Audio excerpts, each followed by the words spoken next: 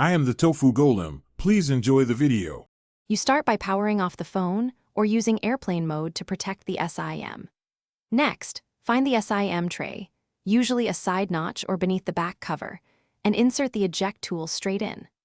Once the tray pops, remove it slowly and verify which slot is SIM1 versus SIM2, and confirm nano or micro size so you place each card with the gold contacts facing down and aligned to the tray guides. Once the SIMs sit flush in their slots with the cut corner oriented correctly, reinsert the tray carefully and push until it clicks. Do not force it. Turn the phone back on and allow it a minute to register networks. Then open settings to locate mobile network or SIM management. Assign primary data, calls, and SMS preferences so you control which SIM handles each task, and verify signal bars and carrier names in the status bar.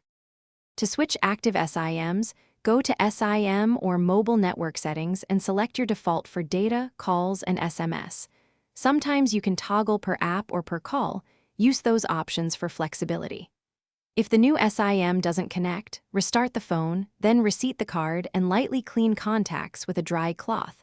Make sure the tray sits flush. If problems persist, contact the carrier to confirm activation or try manual. Thanks for watching. Consider subscribing if we helped you today.